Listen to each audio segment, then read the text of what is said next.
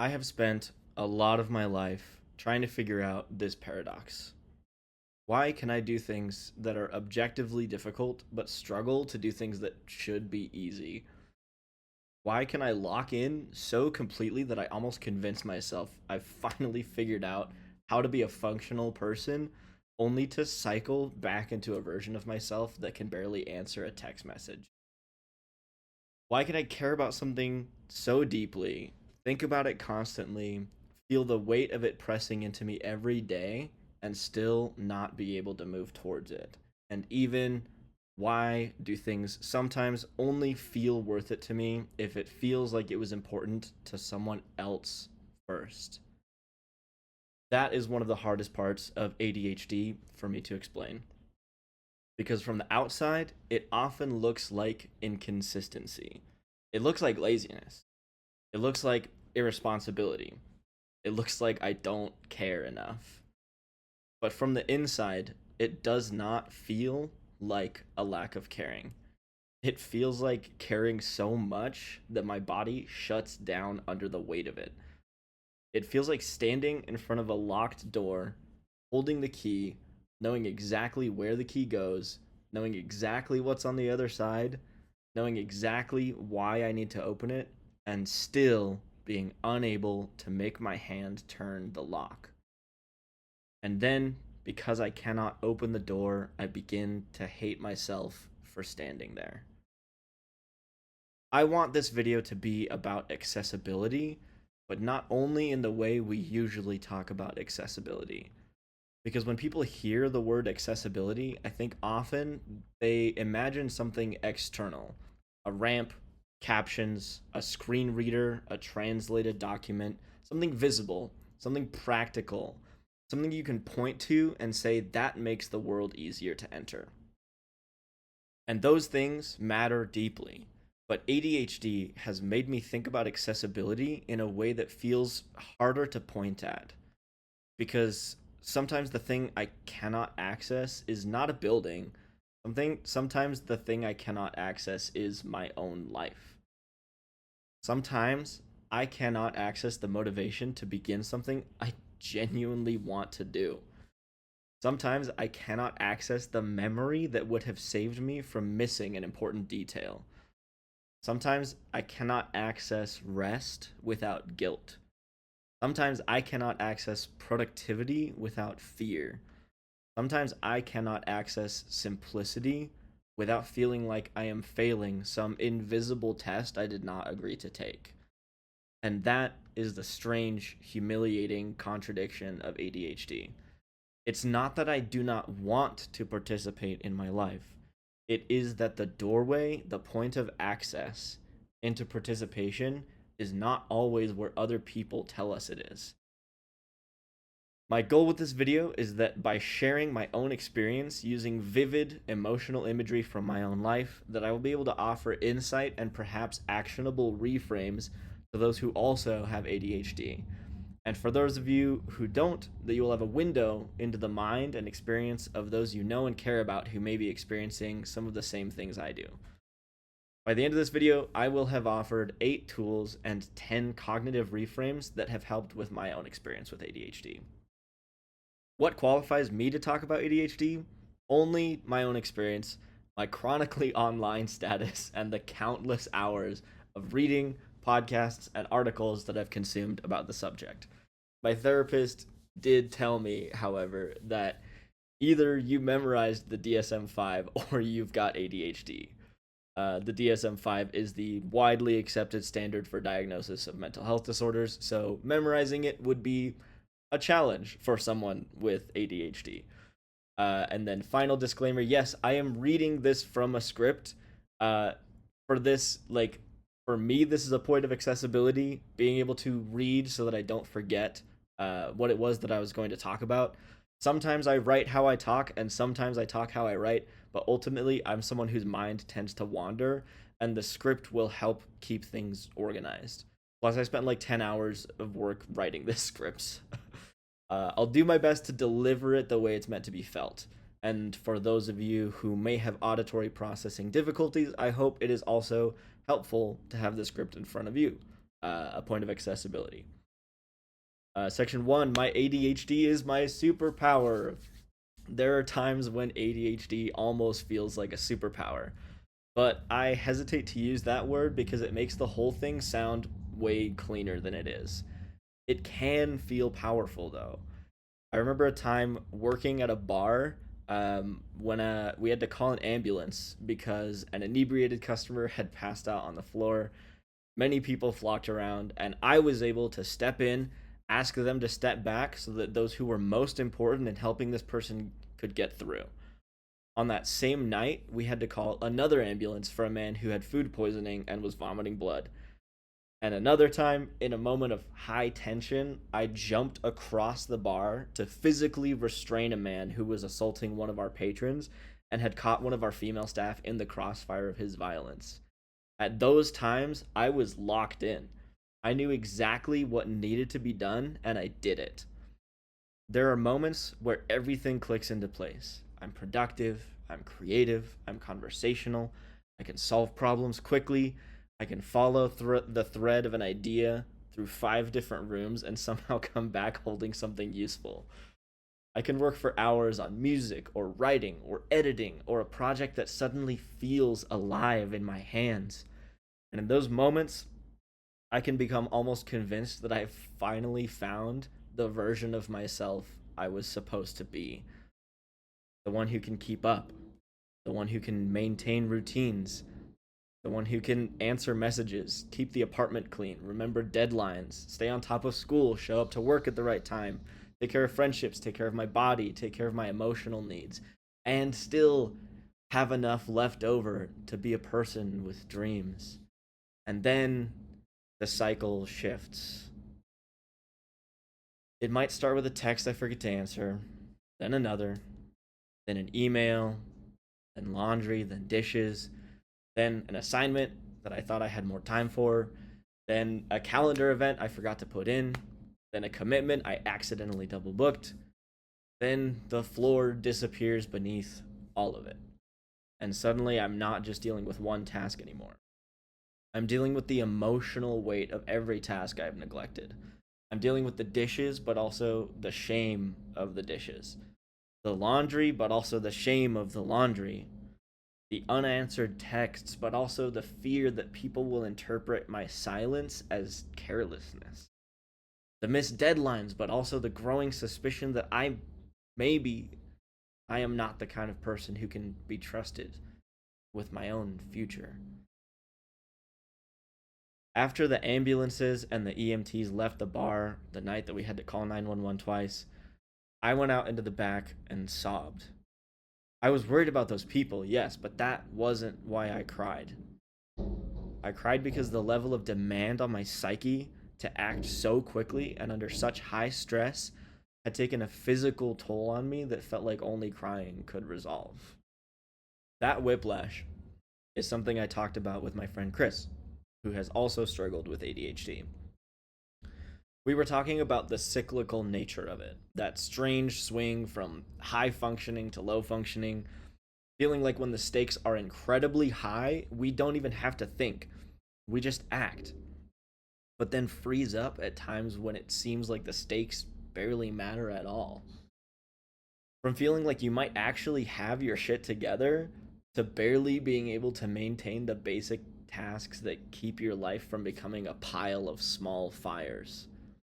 And the hardest part is not just that the tasks build up, it's that overwhelm stacks on top of overwhelm until anxiety becomes physical. You can feel it in the room with you, you can feel it sitting on your chest. And yet, somehow, that anxiety does not always become action. That is the part I wish more people understood. Anxiety can make something feel urgent, but urgency does not always create ability. Sometimes it just creates panic inside of a body that still cannot move. For a long time, deadlines were one of the only things that helped me. Deadlines made things feel real. They created external stakes. And for an ADHD brain, external stakes can be the difference between a task existing as an abstract cloud of dread and a task being doable.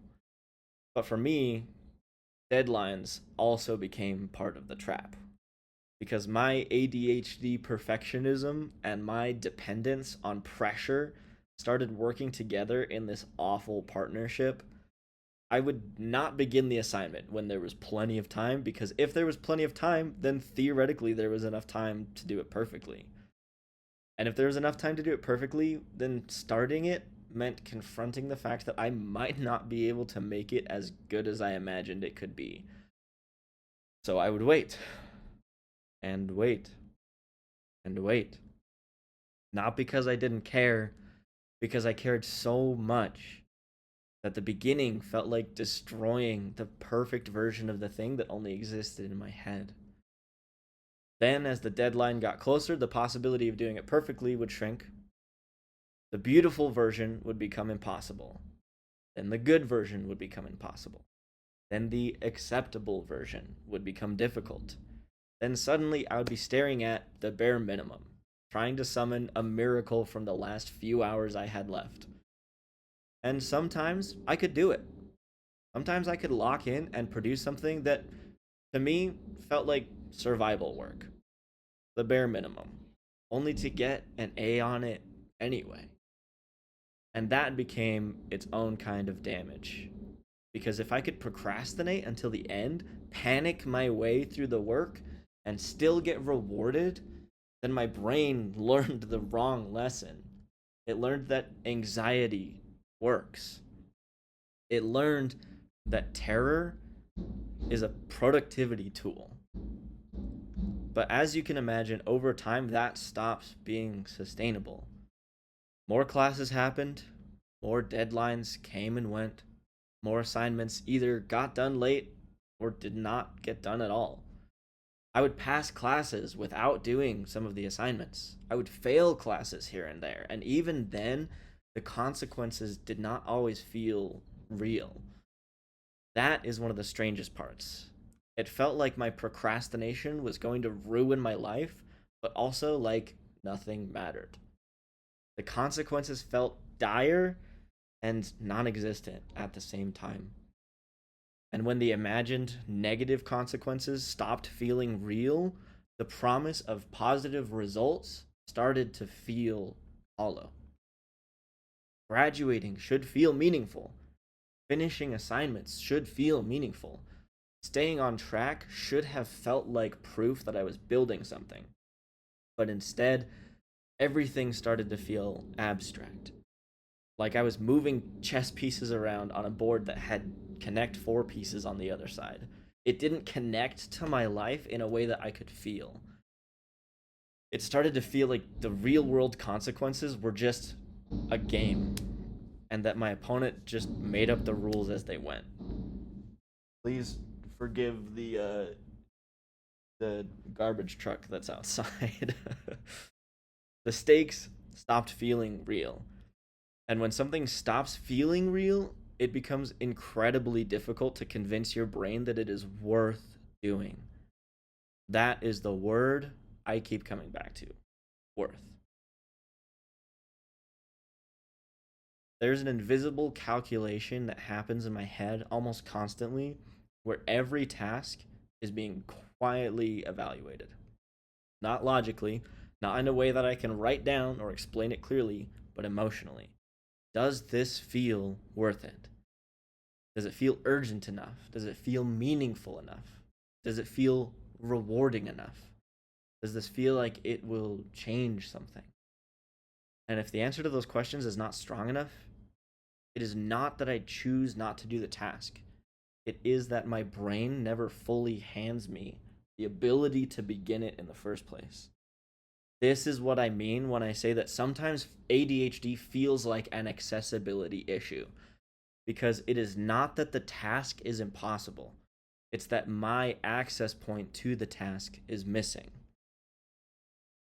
or delayed, or hidden behind conditions that I cannot always create on my own.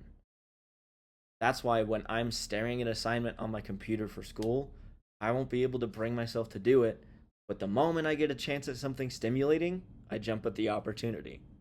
Thus, my caffeine addiction. Thus, my phone addiction. Thus, my fast food addiction. The guilt cycle. There are days where I will sit in my apartment, fully aware of everything I need to do. I can list it, I can prioritize it, I can even imagine myself doing it. And still, I will not begin. Instead, I will circle. I'll pick up my phone, not because I want to, but because I need something to break the silence. Because silence in that state does not feel peaceful. It feels like pressure. Like my own thoughts are getting louder the longer I sit there, not moving.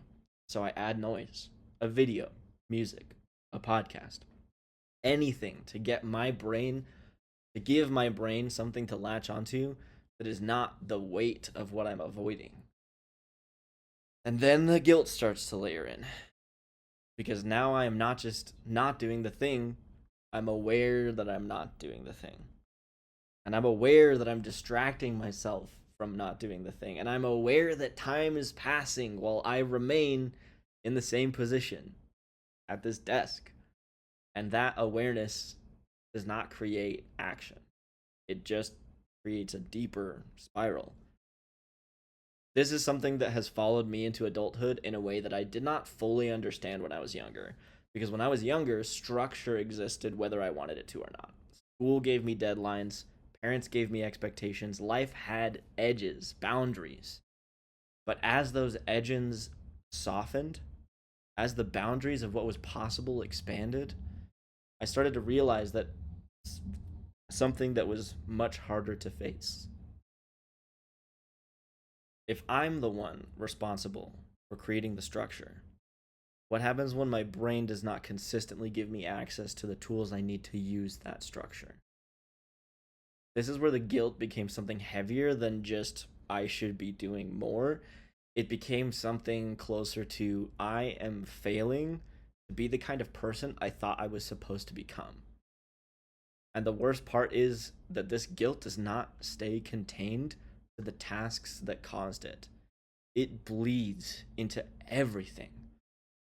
I can be doing something I love, playing board games with friends, making music, talking to a friend, even doing something as simple as cleaning. And there's this quiet voice underneath all of it saying, you're only doing this because you're avoiding something more important. So even the things that are good for me start to feel contaminated. Like I'm not allowed to enjoy them fully. Like I have to earn the right to feel okay. And if I do not take care of those emotional needs, if I do not allow myself time for connection, creativity, rest, then I become someone who's even less capable of doing the things I need to. So we end up back in the cycle with a new spiral added. Neglecting my needs makes me less functional, and being less functional makes me feel like I do not deserve to meet my needs. And around it goes. It's going to kind of feel like I'm beating a dead horse here because I'm talking about the struggles for a long time, but we're almost to the good part. I promise. There's another layer to this that's a bit more difficult to explain, but I'll do my best, and that is that my brain has a hard time tracking thoughts from the beginning all the way to the end. For example, someone might say something that clearly has deeper meaning or implications than the words that they've said, but I'll miss the fact that there is deeper meaning and take their words at face value. Or I'll see physical symbols and my brain won't track the narrative of what those symbols mean, like a flag on someone's lawn indicating something about their life experience. It even extends into things that, like the timing of what certain events mean about those events, the small details. For example, I accidentally showed up to a shift 12 hours early recently. You might be saying, what? How could you show up to a shift 12 hours early? By accident. My mind hadn't asked the right questions. It was a one-time gig. I heard about it through a friend, and the call time was listed at 10:30. The gig was just taking down a bunch of production equipment for a dance competition. The shift was at 10:30 p.m. after the competition was over, but I had mapped it into my day as 10:30 a.m. I knew what the job was. I knew that we would be cleaning up from a dance competition, but for some reason, my brain didn't put together that the dance competition would probably be during the day and the cleanup would be at night when it was all over. My day was already full. I showed up there at 10:30, and after that, a friend was moving, another friend had a show with his band that night. My brain took all of these moving pieces, arranged them into something that felt coherent, and somewhere in that process, the piece of the puzzle that said, "Hey, it might make sense that this shift is at night," did not come up for me. That that kind of thing happens more often than I would like to admit. Driving an hour to school on a holiday and not realizing that there are no classes. I have done this multiple times. Double booking myself and only realizing it when things are happening at the same time. Holy crap, I have done this so many times. Missing parts of moments that matter to people I care about because I mismanaged something small that turned into something bigger. Individually, these things are minor. They're fixable, they're forgivable, but they don't always stay individual. They stack. And over time, they start to form a pattern that is very difficult not to internalize. A pattern that says you cannot trust yourself to keep track of your own life. So I try to compensate. I become hyper vigilant. I try to track everything, remember everything, double check everything. But hypervigilance is still just anxiety in a different form. And anxiety does not fix memory. It just makes the moments where I slip feel heavier, more loaded, more like evidence that I need to try even harder, even though trying harder has never actually fixed anything. And somewhere inside of all of this, under the missed details, the delayed starts, the guilt, the cycles, there is still the part of me that knows that I'm capable because I've seen it. I have lived inside those moments where everything lines up, where my brain is clear and focused and engaged.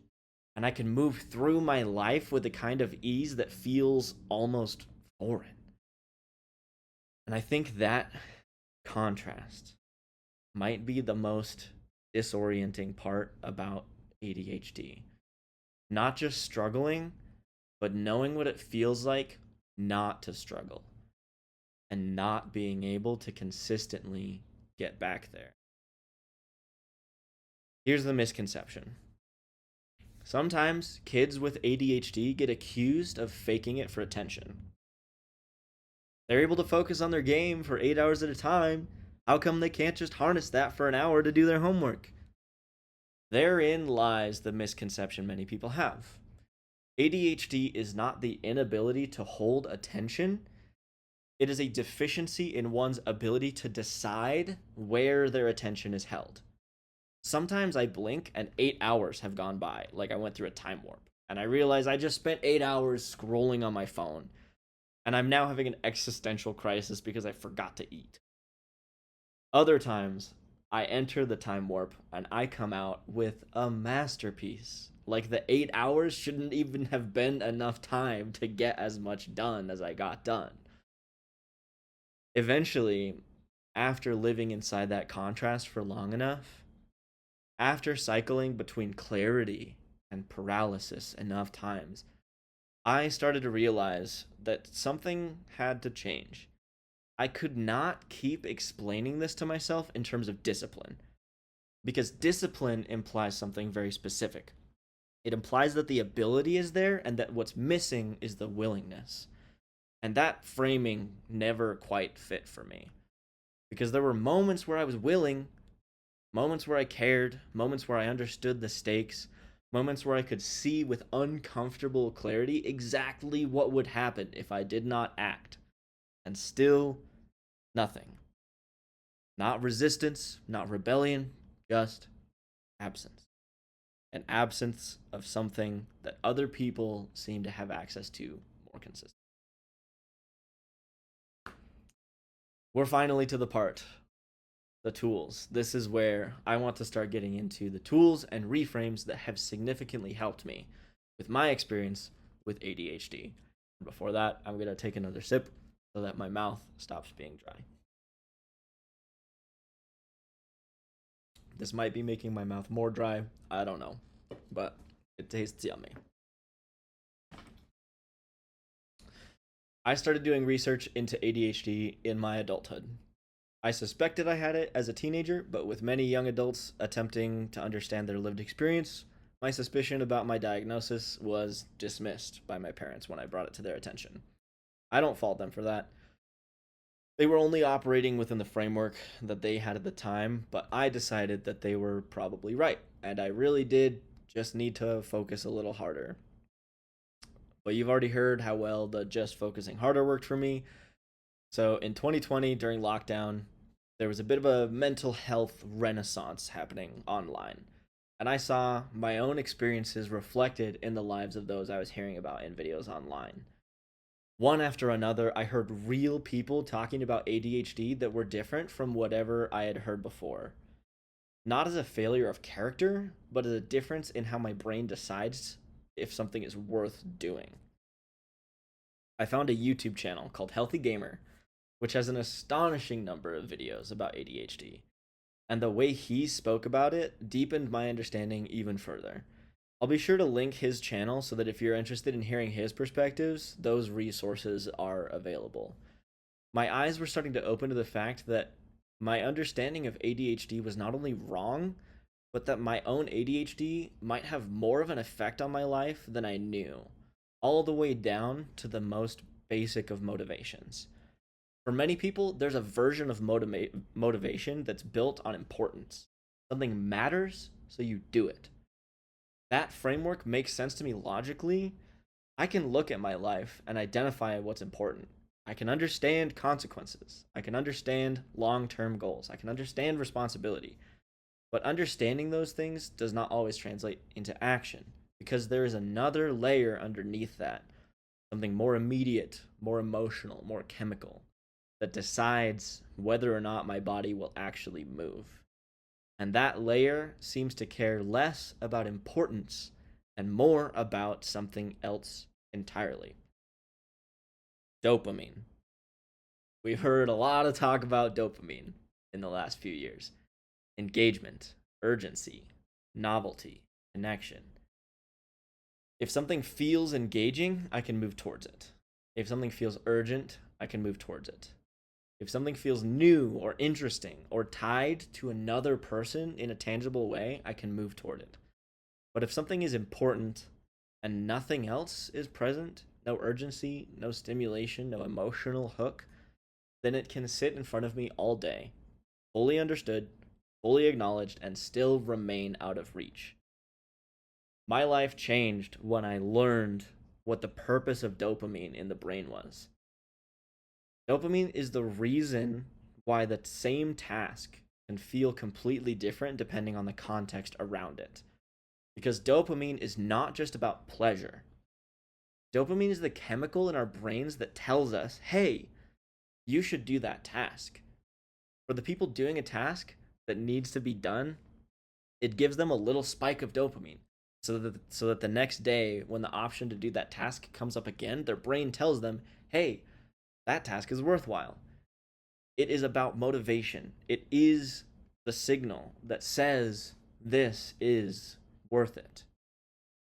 And if that signal is inconsistent or delayed or dependent upon conditions that are not always present, then it makes sense that my behavior would look inconsistent too.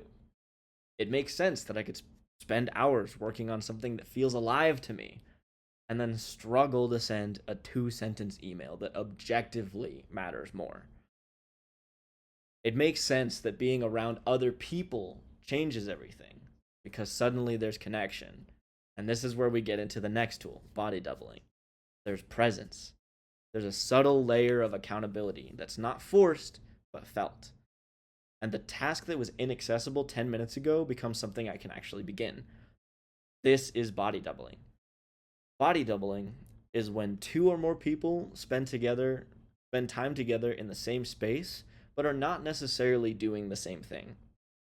It could be both people doing tasks, or just one person doing tasks while the other is just there for company and good conversation. For me, body doubling just clicked. I didn't understand why at the time. I didn't understand the mechanism, but it worked.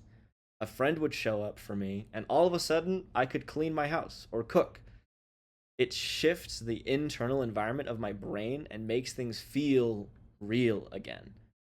And that word keeps coming up as well, real.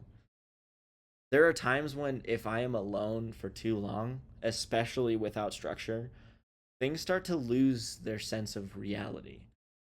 Not in a way that would necessarily be visible to anyone else, but in a quiet, unsettling way where tasks start to feel distant. Consequences feel theoretical. Time feels less anchored. But if someone texts me, or I go sit in the same room as another person, or I exist in a space where my presence is reflected back to me, then suddenly I can act again. It's like my brain needed confirmation that I exist in a shared world before it could fully engage with it. Body doubling is one of the important tools I've used to help me stay grounded when it stops feeling like my world is real and stops feeling like my lack of action has real stakes. The next tool has to do with sleep. Another thing that I've always struggled with is sleep. For me, waking up has always been a struggle. I remember hundreds of groggy mornings getting up for school and falling asleep at my table with my breakfast plate in front of me, or falling asleep on the bus on the way to school. I didn't ever hear it directed at me, but the messaging that I got surrounding my sleep patterns was that I was just lazy. And as an adult, this affects me still and has presented its own set of struggles. Most of the rest of the world operates on a schedule that starts early in the morning. So all the amenities that I might need access to, banks, grocery stores, offices, all open early and close by evening time. My natural sleep schedule has always been later, and once again, when I begin investigating the reasons why, I found another cycle. The cycle begins with me waking up late, groggy, unmotivated, and feeling like whatever things I had going on that day are not important. Not more important than just going back to bed. Sometimes it's caused me to be late for work, and sometimes I've fully just missed events I was planning to attend. Once I'm awake, I have a several hour period where I struggle to get anything done. Hell, I struggle to even figure out what it is that I should be doing. If I don't have a class to attend or a job to get ready for, I might sit there for 3 hours before I'm able to muster the mental clarity to say, here is the task that I will start on. My peak hours of productivity are usually in the evening. For me, it feels like morning because I finally have the mental capacity to focus on whatever thing I need to do. By this time, though, I'm already drowning in guilt over wasting my morning and spending hours trying to orient myself on a basic level, and my productivity is even more stressful because I know I had all this time earlier on in the day, but I didn't start until the day was almost over. The rest of the world starts going to bed, and I type away on my laptop, or cook several days' worth of meals, or apply to jobs. And by the time I'm finished, most of the world is sound asleep. But what about the fun stuff? My brain asks. Where are the things that exciting? And what are the things that are exciting and make us feel alive? I've tried to go to sleep on nights when that question is rattling in my brain and sleep eludes me. My mind does not want to believe me when I tell it that we can sleep because it does not believe that enough tasks have been accomplished or enough fun has been had or enough of my emotional needs have been met. So I lay there, awake. Or I scroll, or I play games, or I make music. The things that stimulate my brain. Scientists have done some research about this kind of behavior and call it revenge bedtime procrastination. When you feel like you didn't have enough ownership over your time that day, you want to take back some of that time for yourself. So you procrastinate, sleep. And then the next day starts from a deficit, and the cycle tightens. This effect is so strong that I wrote a song about it called Daydreaming at Night, which is about this exact experience. The experience of not feeling alive until nighttime arrives. And the expectations of the world melt away because nobody is awake to expect anything of you. But that word just keeps coming back to my mind over and over again. Lazy. It tortured me. Even if nobody was saying it explicitly about me, I could feel the unspoken judgment of the world on me about it. This is where education created another life-changing moment for me. Amidst the ocean of morning routine influencers and just wake up early and get to the grind, bro, there was a voice that said something I'd never heard before. And again, that was the voice of Dr. K from the Healthy Gamer YouTube channel. There is a reason why people with ADHD tend to wake up later and go to bed later than neurotypicals, and it's not just because of the cycle that I talked about. Just like with dopamine and things feeling worth it, there's a chemical in your body that your body uses to decide when to wake up and when to go to sleep. That chemical is cortisol. Dr. K, just like the chemical, it's one of the chemicals. It's not the only chemical. There's also adenosine, but I did not write about adenosine. That chemical is cortisol. Dr. K talks in one of his videos about how many people with ADHD have a delayed circadian rhythm, which means that their body naturally gravitates towards later wake up times and later bedtimes. And the reason for that delay is a delay in cortisol spiking in ADHD brains. Cortisol is a stress hormone, and like many hormones, the amount of cortisol present in your brain fluctuates throughout the day. For many people, their cortisol spikes in the morning, causing their brain to jolt into action mode, and they're able to quickly determine what tasks need to be done and can begin working on those tasks right away. All the people who say the first 2 hours of are the most productive hours of the day, this is why. But for many ADHD brains, their cortisol is on a delayed release. We wake up, grog about, maybe have some caffeine, and as we go throughout the day, our cortisol levels build. A small note in here, since I mentioned adenosine, adenosine is blocked by caffeine. So the adenosine makes you feel tired, but caffeine doesn't actually make you more energized. It just blocks the adenosine receptors. So it makes it so that you don't feel tired, but it also doesn't necessarily make you feel awake and alert like cortisol does. Once our cortisol levels build, once our cortisol levels build for several hours, we reach the peak. And for me, that peak is usually in the evening. No wonder those hours are my optimum working hours. This does mean, however, that by the time the rest of the world is going to bed, the ADHD brain with the delayed cortisol spike has not yet reached a low enough cortisol level to go to sleep. Because there's a spike earlier on, and the spike hasn't gotten down to the lowest levels. So we stay up late. Then the fact that we stayed up late makes us need to sleep later. Understanding that about myself removed the stigma. All those years of judging myself and feeling guilty for sleeping in, and feeling guilty for feeling like my day wasn't completed until I had stayed up until 2 a.m. playing a game, all made sense. There was an actual chemical reason why this was happening. I wasn't just lazy. I was experiencing something that was totally natural for my kind of brain. In hunter-gatherer societies, these kinds of brains are invaluable for a small society. The late night-oriented brains were perfect for staying awake until the wee hours of the morning to keep watch for dangerous animals or other tribes that might threaten the resources of our tribes. There is literally a genetic evolutionary reason why some people have delayed circadian rhythms. Even today, there are thousands of jobs that require overnight work, and yet somehow, there's still the stigma for staying up and waking up late. The self-judgment hurts more than the actual judgment. This is another reframe that I want to share, and it's twofold. Number one, education about the differences in how your mind works is important to creating a safe space for yourself in your mind.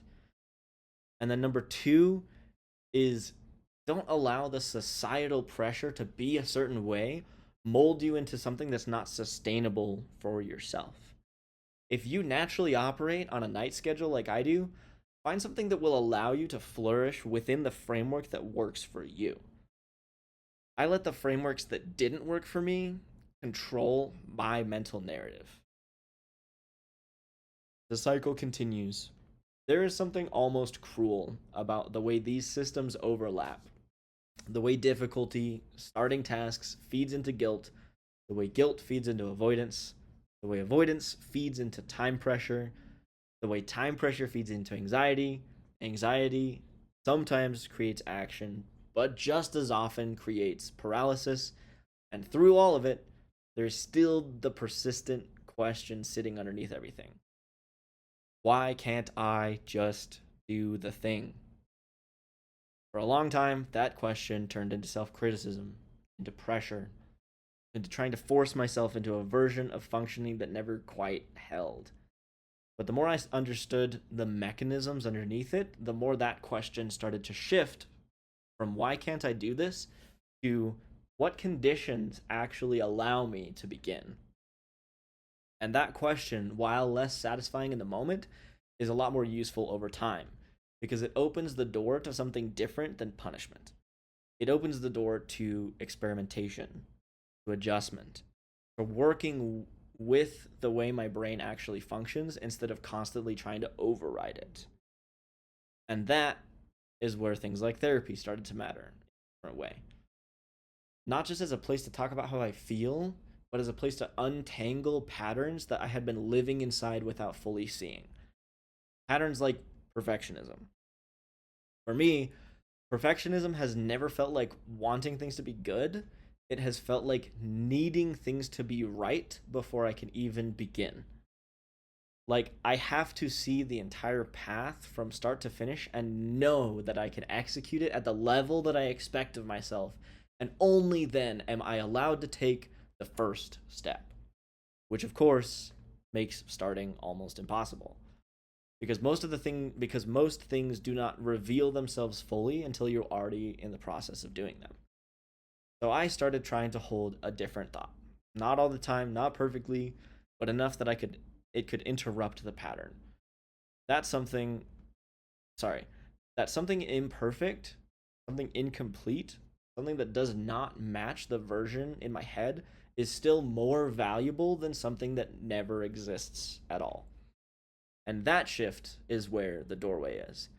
It does not remove the difficulty, but it moves the point of entry closer. And that is what most of these tools really are. Not solutions, not fixes, just ways of making the doorway a little easier to find. And somewhere in the middle of all that, all the experimenting, the noticing, the trying to shift the way I approach things, I had to confront something that I did not want to talk about for a long time: medication. There's something deeply uncomfortable about realizing that a version of you exists, a version that can begin, follow through, that can stay present for long enough to complete something, and that version of you feels more accessible when you take something. It raises questions that for me are hard to sit with. Questions about dependence, questions about identity, questions about whether the version of you that functions more consistently is somehow less real than the one you experience naturally. And I wrestled with that. I still wrestle with that in smaller ways. And I think it's important to say this carefully because my experience is not universal. There are people who take medication who feel dramatically better. There are people who don't respond to it. And there are people who cannot access it at all. But what I have done to help myself remember that I don't need to worry or judge myself about needing meds in order to function from day to day is to remember that some people literally cannot live without their meds. Someone with diabetes can actually die without their insulin. For me, it's a privilege to have the option to take my meds rather than depend on them to live. There are days when I take my medication and the things that felt distant suddenly feel reachable. Like the gap between intention and action narrows just enough that I can step across. It matters in a way that's difficult to dismiss when you've spent so much time on the other side of that gap. It doesn't fix everything for me, but it makes it so that the invisible barrier in my mind between what I'm doing and I want to be doing is removed, so that I can have a little bit more peace in my mind while I'm doing the task that I need done. Not a magic pill, but when I take them, my world becomes a little bit more manageable. But the challenges don't go away, and I think that there's another part of this that I had to accept, that I am not working towards a version of my life where the problems are gone. I'm working toward a version of my life where I understand it well enough that it does not control everything. Where I can realize that I'm starting to slip into a cycle and intervene earlier. Where I can build environments that support me instead of constantly testing me. Where I can meet myself with something other than immediate frustration when things start to fall apart again. Because they do fall apart again.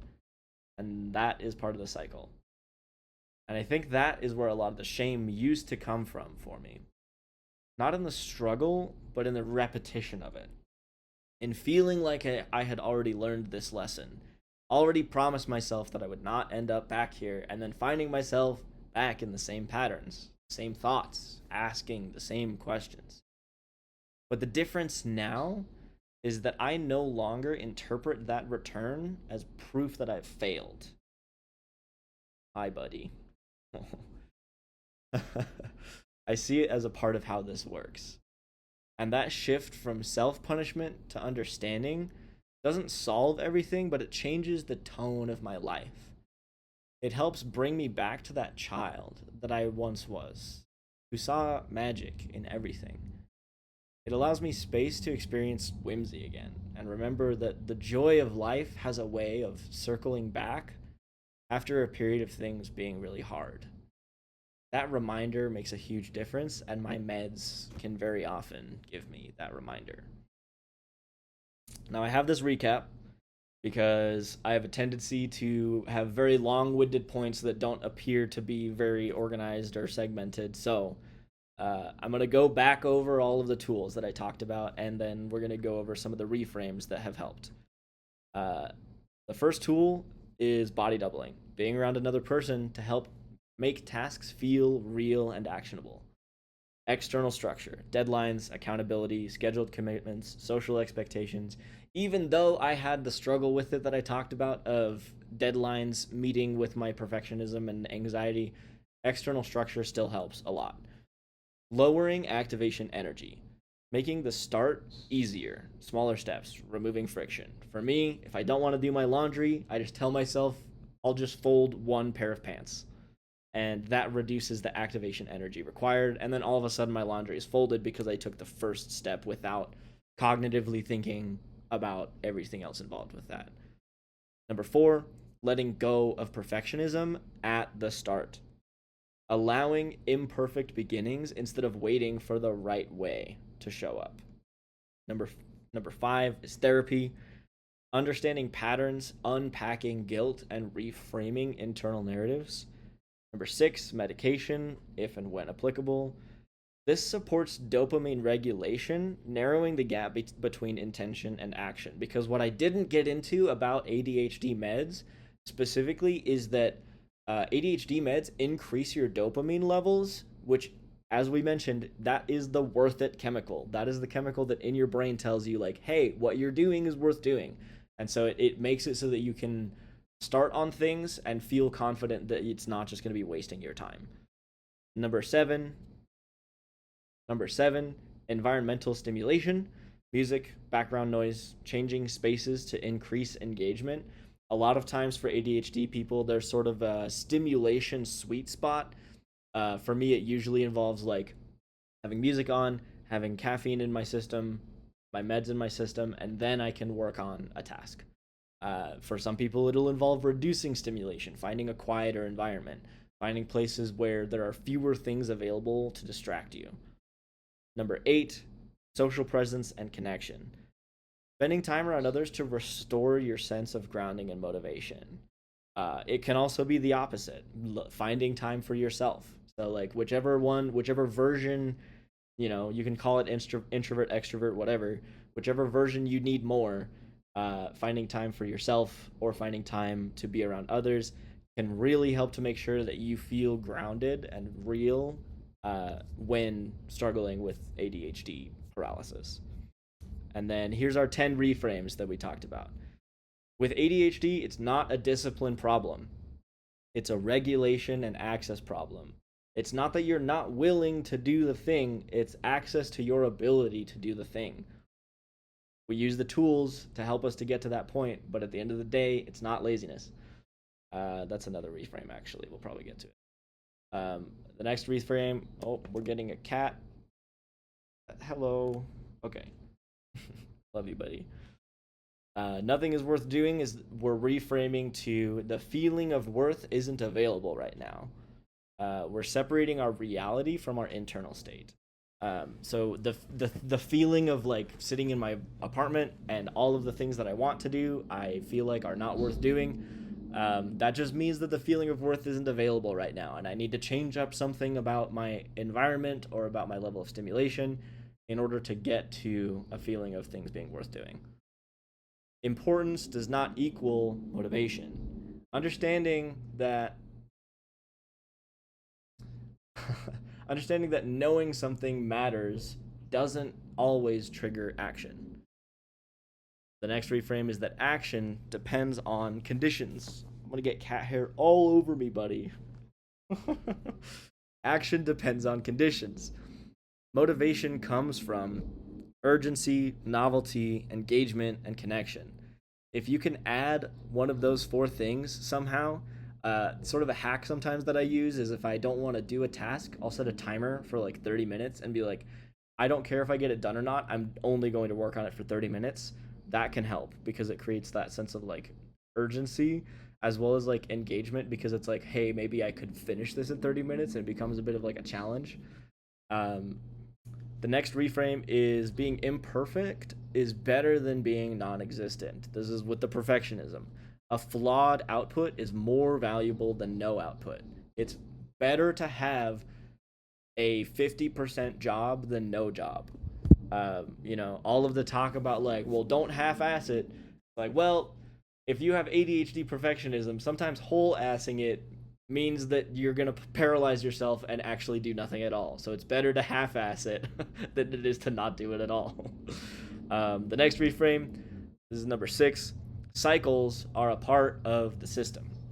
Falling back into patterns with ADHD does not equal failure. If you're experiencing the pattern of high productivity looping into everything about your life falling apart, that's all part of the process. And like, you take advantage of the highs and you say, okay, if I am in this high part of the cycle, I'm going to get as much done as I can so that when we get to the low part of the cycle, there's not as many things for me to catch up on because I worked ahead. I realized that there's going to be a low part to the cycle, so I'm going to do things in advance. Number 7, anxiety does not equal ability. Feeling urgency does not guarantee action. The fact that you're stressed about something doesn't necessarily mean that you're going to do it, and that's part of ADHD. That's a natural way for your ADHD brain to respond to the situation. The next reframe is that hypervigilance does not equal solutions. Trying harder mentally doesn't fix your memory or your executive function issues. The solutions, the hypervigilance is not the tool that's always going to fix those things. You're going to have to use other ways besides just rattling all the time, double checking everything to be able to get to the point you want to get to. Number 9, meeting emotional needs is productive. Neglecting them reduces overall functioning. If you need to have a weekly get together with a friend, that is productivity for ADHD. And honestly, it is for everyone. I don't know why we have this idea that it's like unproductive to like hang out with people. Like, this is recovery. Like, if you want to be productive all the time, you'll just burn yourself out. You need to be able to do things that replenish your energy, and feeling guilty for replenishing your energy doesn't make sense. It's like, oh, why am I sharpening my axe, when I need to chop down this tree later? Like, of course you're going to sharpen your axe. You need to chop down a tree later. And even that mindset kind of bothers me. I'm into the rambling portion of the video. Even that mindset kind of bothers me because it implies that the purpose of all of the things is to chop down the tree. It's like, hey, maybe there's more to life than chopping down trees. Maybe sharpening your axe is the thing you enjoy doing, and you chop down trees so that you can sharpen your axe later. I don't know. Anyway, that was a side tangent. The last reframe: you're not unreliable, your systems might be. You shift the blame from your identity to structure. It might not be that you as a person are inconsistent, unreliable. It might be that you have not yet set up systems that will help you, or that you might not exist within a system that helps you to be reliable and consistent. Um, there's a whole side tangent I could go on about capitalism in this section. Capitalism is not meant for ADHD brains, but more on that later.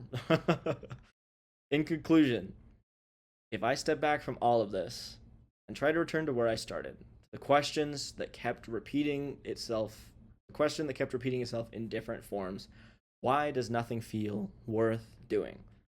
I think the most honest answer I have right now is this: it's not that nothing is worth doing, it's that the feeling of something being worth doing is not always available to me when I need it. And that distinction matters because if I believe if I believe that nothing is worth doing, then there is no direction forward. But if I understand that the feeling of worth is something that my brain generates under certain conditions, then I can start to ask different questions. I can start to build those conditions, or at least recognize when they're missing. And that brings me back to accessibility. Because if accessibility is about removing barriers, like a ramp getting into a building, for someone in a wheelchair, a staircase is a barrier, and a ramp, accessibility. Accessibility is about removing barriers, about creating pathways into spaces that would be otherwise difficult or impossible to enter. Then ADHD, at least in my experience, is not just a difference in attention, it is a difference in access. Access to motivation, access to consistency, access to memory, access to rest, access to the ability to begin. Those things are not visible. You can't point to them the way you can point to a ramp or a caption track or a translated document, but they are just as real. They shape what a person is able to do. They shape how a person moves through the world. They shape how a person is perceived. And maybe most importantly, they shape how a person learns to see themselves. So if you're someone who's felt this, if you're someone who has ADHD, if you've sat in front of something you've cared about and been unable to begin, if you've watched your own life move forward in uneven bursts of momentum and stillness, you've felt that strange combination of urgency and immobility, you are not experiencing a lack of character. You are experiencing a difference in how access works. And that does not absolve you of personal responsibility, but it does change the way your responsibility needs to be approached. You don't need to punish yourself. You don't need to feel guilty all the time. You can try new things, and when they don't work, try different new things. And if you're someone who does not experience this, if you're someone for whom motivation feels more consistent, then I think the most helpful thing I can offer is an invitation to hold a little more space for the possibility that what looks like inconsistency from the outside is often someone navigating a system that is not fully visible, trying to access something that's not always available, trying to build a life with tools that don't always respond the way they're expected to. And that, ladies and gentlemen, is the worth it problem. ADHD, accessibility, and living inside a brain that won't always let me begin. I don't know if I have a great outro to this video, so thanks for watching. Thank you for coming to my TED Talk. Don't forget to like and subscribe, as the kids say, or something. Right? Do kids say that?